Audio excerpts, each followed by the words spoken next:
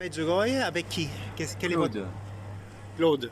Vous venez d'où, Claude? nous sommes de Lyon. De Lyon. Et vous avez parlé de... Comment vous avez entendu la première fois de Medjugorje? Nous avons entendu parler de Medjugorje par des communautés nouvelles. Ah, ah, Et donc nous sommes venus aussi et puis une dame aussi Ah. qui était du sud de la France, ok. qui était de Nice. Ah, ah, Et donc nous avions le désir d'aller prier à la Vierge à Medjugorje parce que nous avions entendu tout ce qui se passait. Ah. Et comme nous sommes arrivés à Medjugorje, ah, nous avons été très surpris. ah, Parce que malgré ces temps difficiles que les gens vivaient, eh bien, on avait une foi phénoménale. mhm. Tout le monde priait, on avait été accueillis dans des familles. 84, non? C'était en 84, il y avait encore des casques bleus qui circulaient dans Wow. Medjugorje. Ah, ah, Ici, il n'y avait presque rien. mhm. C'était encore bien souvent de la terre battue. Ah, ah, Et malgré tout, on était accueillis dans une famille. mhm. Le confort était rudimentaire, mais on avait quand même de quoi se reposer correctement,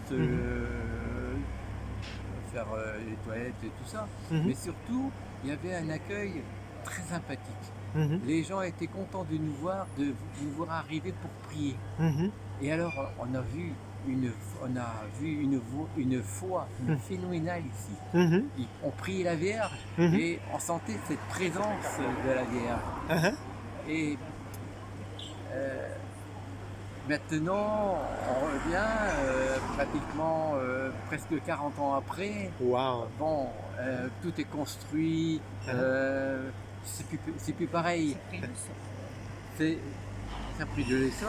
Ah, ah, Ici, il y a encore plus de personnes. Et alors, ce qu'on aime beaucoup, c'est ce silence au niveau des sanctuaires.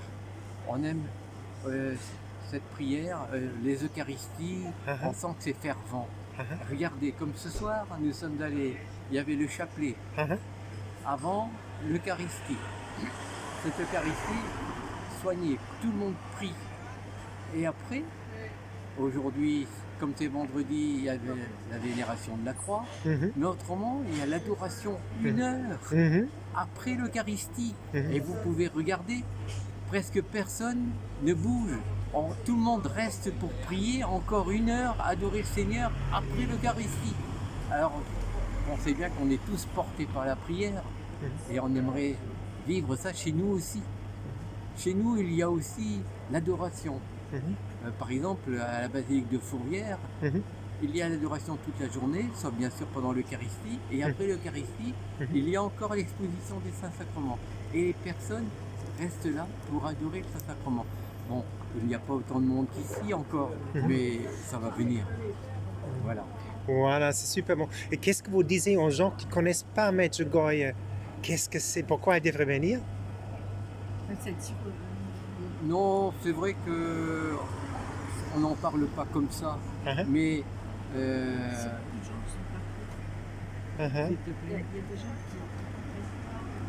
oui. Juste non, pour vous, qu'est-ce que c'est pour vous? C'est-à-dire que nous, on aime venir Uh-huh. aussi parce qu'il y a cette simplicité et puis cette ferveur. Ah. Voilà.